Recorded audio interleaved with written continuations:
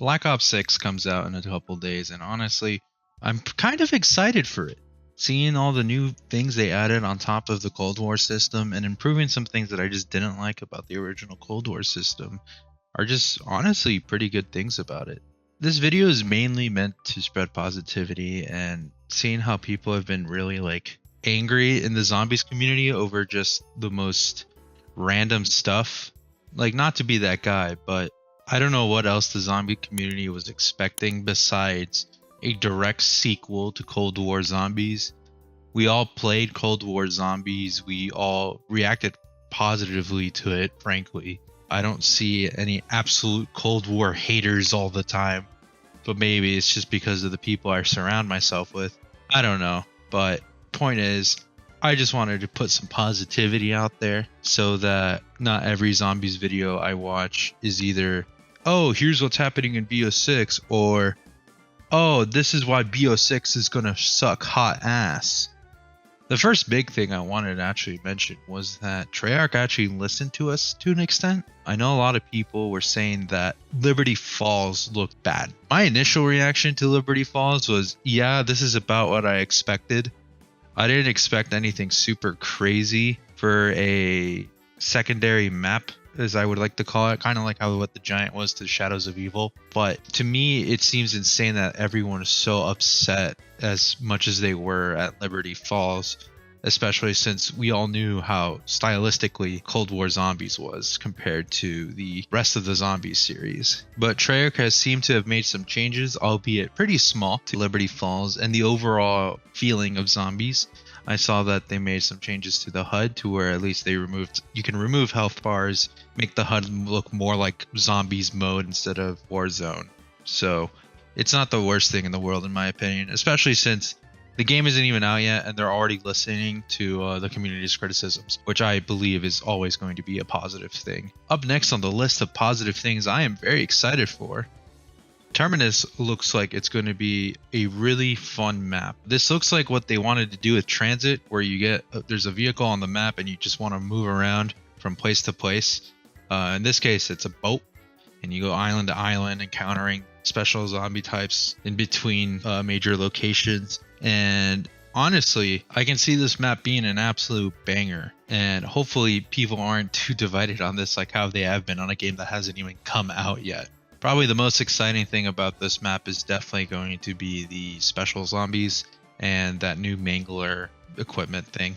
And lets you just transform into a mangler and just Autobot your way through the entire horde or whatever. Honestly, besides that, there's nothing much else to say about Terminus, except I think this is what Treyarch wanted to do with Transit. Moving on though, I think another great thing about this game that is additive to what Cold War had is the augment system. Now, my hope for the augment system is that it's not a permanent thing. You can kind of respec and make it kind of like an RPG class almost. The best one I can think of is like in Final Fantasy 12, where you kind of just pick a tree and then you work through that tree, improving your character. Whereas in this game, I don't know what the augments have. I haven't looked at them yet, but from the way I've seen it described and what I've read on the blog post, I haven't looked at specifics yet. I would think it is very neat if there was a way to make it class based or loadout based, or you make it to where you don't have to permanently stay with this mega tree like how it was in Cold War, where you just leveled it up. If it's just a tree you level up all the way and that's the augments, then I don't think I'll really like it that much. I think one of my issues with Cold War, and I know some of my buddies agree with me on this, is that there is no way to go back on upgrade your stuff.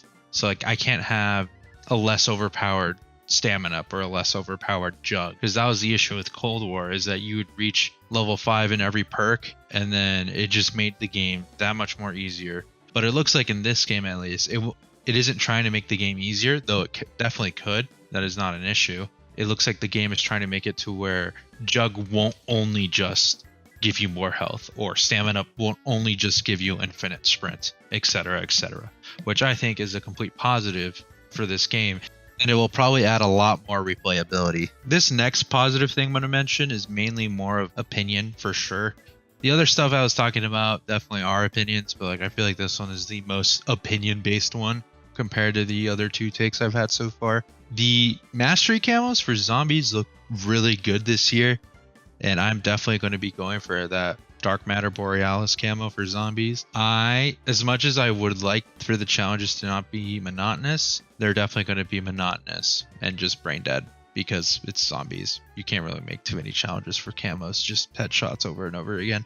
Another really positive thing about Black Ops 6 that will improve directly from Cold War is that salvage is no longer separated into two categories. And thank God, because to this day, I still do not understand what salvage I am picking up off the ground in Cold War. Gobblegums are also making a return, which I am never going to complain about. God bless Dr. Monty or whoever the hell is running the Gobblegum shop now. I am very excited.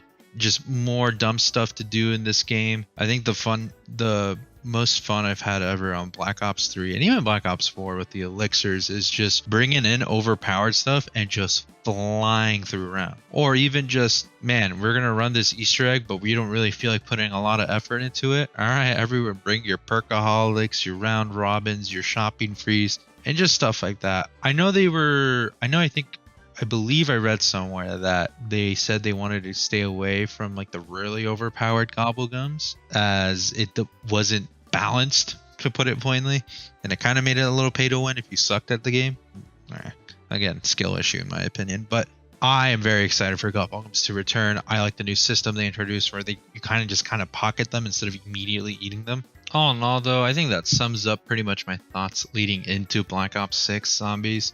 I'll probably end up making a video on what I think about the two maps, maybe a week or two after release. I definitely want to put a lot of time into them before I give a solid opinion of what I think. Potentially, I am going to work on a zombies tier list soon. We'll see what ends up happening there. I think if I wanted to say something to the community overall is that, remember guys, this is just a game. Like, real life is way more important than Call of Duty Zombies. And the amount of emotional turmoil I see right now in the zombies community to a game that hasn't even come out is a little worrying. So I just wanted to make this video again, like I said earlier, to just go into this positively, have fun with the game. Remember, 99% of you are playing this game with the boys. Enjoy this game with the boys.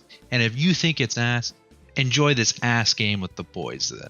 Have fun with it, man. You don't need to be shitting on everyone else for not liking what you like. But anyways, thank you for watching. Make sure to like and subscribe. And yeah, I will see you all in the next video.